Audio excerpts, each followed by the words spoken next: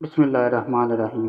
حضرت خدیجہ عام طور پر رات کی تاریکی میں اپنی سہیلیوں کے ہمراہ کعبہ کی طواف کرنے کے لیے جاتی تھی۔ ایک رات کو جب طواف کعبہ کے لیے گئی تھی، طواف بجا لانے کے بعد کعبے کے دروازے کے سامنے کھڑی ہو کر اپنے پروردگار سے راز و نیاز کرنے میں مشغول ہو گئی، اور نصف شب کو گھر لوٹی۔ بستر پر لیٹتے ہی آپ سو گئی اور اپنے خواب میں سورج کو انسانی شکل میں دیکھا کہ مکے کے آسمان سے طلوع ہو کر رفتہ رفتہ ان کے گھر کی طرف آ رہا ہے۔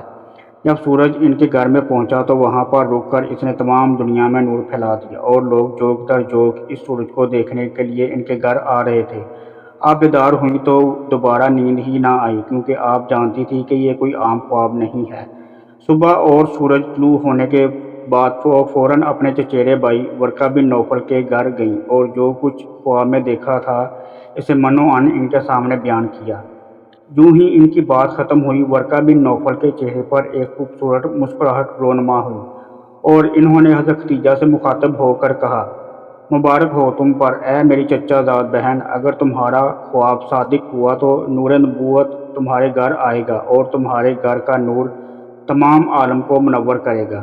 ناظرین گرامی، حضرت خدیجہ کے چچیرے بھائی ورقہ بن نوفل بن اسد اپنے زمانے میں جزیرۃ العرب کے ایک مشہور دانشور اور خدا پرست راہب تھے۔ ان کو آسمانی کتابوں کے بارے میں کافی علم تھا، اور عربستان میں دوران جاہلیت کے 4 مشہور عابدوں میں سے ایک شمار ہوتے تھے۔ آپ لوگوں کو آخری نبی کی نشانیاں بتایا کرتے اور یہ بھی بتاتے کہ ان کو بعثت کے وقت قریب ہے۔ حضرت خدیجہ گہری سوچ میں پڑ گئی کہ نور نبوت کیسے ان کے گھر آئے گا اور ان کا گھر کیسے تمام دنیا کے لیے نور کا مرکز بنے گا۔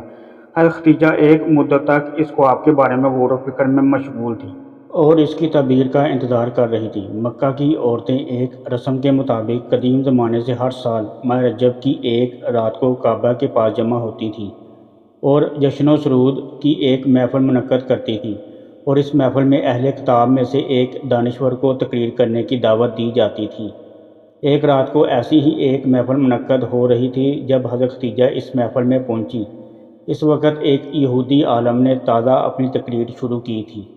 اس تقریر کے دوران اچانک حضرت محمد صلی اللہ علیہ وآلہ وسلم کعبے کے پاس سے گزرے۔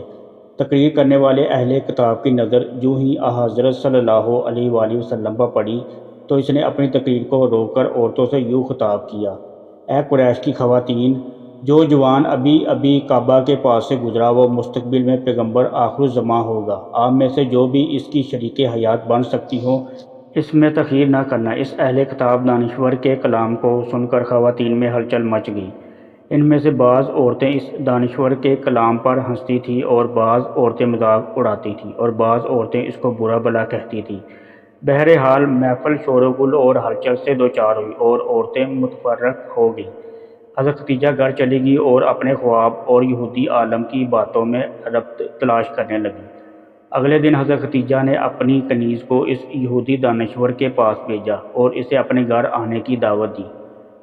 یہ اہل کتاب دانشور جب حضرت خدیجہ کے گھر پہنچا تو حضرت خدیجہ نے اس سے سوال کیا کہ اے دانشور، آپ نے کیسے سمجھا کہ محمد صلی اللہ علیہ وآلہ وسلم خدا کے پیغمبر ہیں؟ یہودی عالم نے جواب میں کہا: میں نے ان کی صفات کو تورات میں پڑھا ہے۔ تورات میں آیا ہے کہ پیغمبر آخر الزماں کے ماں باپ ان کے بچپن میں دنیا سے چلے جائیں گے، ان کی کفالت پرورش اور حفاظت ان کے جد کریں گے، اور وہ قریش کی ایک خاتون سے شادی کریں گے جو اپنی قوم کی عظیم خاتون ہوں گی اور اپنے قبیلے میں امیر اور صاحب تدبیر ہوں گی۔ اس کے بعد اس یہودی دانشور نے حضرت خدیجہ سے مخاطب ہو کر کہا: اے خدیجہ، میری اس بات کو اپنے پاس محفوظ رکھنا اور اسے فراموش نہ کرنا۔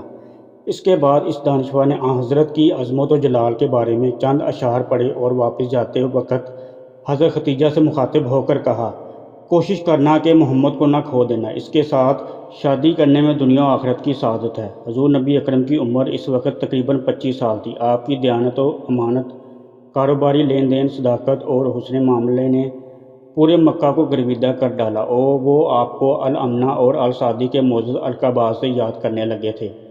پورے معاشرے میں اس حقیقت نے شہرہ حاصل کر لیا تھا: محمد ایک صالح و با کردار نوجوان، صداقت و امانت کا پیکر، اور جو معاملہ کرتے وہ ہر قسم کے غل و غش اور کھوٹ سے پاک ہوتا ہے۔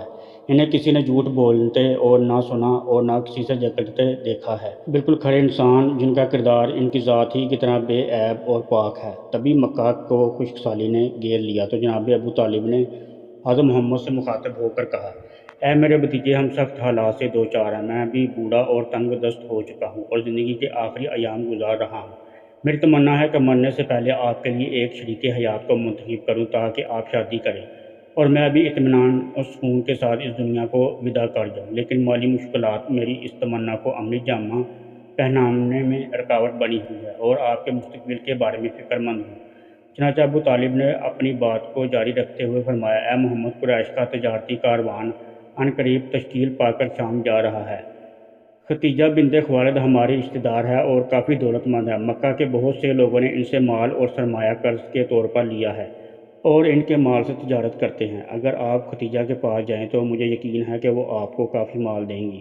اس سرمایہ سے مال خرید کر قریش کے کاروان کے ہمراہ آپ شام چلے جائیں، شاید اس تجارت کے نتیجے میں آپ کو کوئی نفع مل جائے اور خداوند متعال ہماری زندگی کی بعض مشکلات کو حل کر دے۔ دوسری طرف حضرت ختیجہ بنت خویلد کے پاس رسول اللہ کی صداقت و امانتی خبریں متواتر پہنچ رہی تھیں۔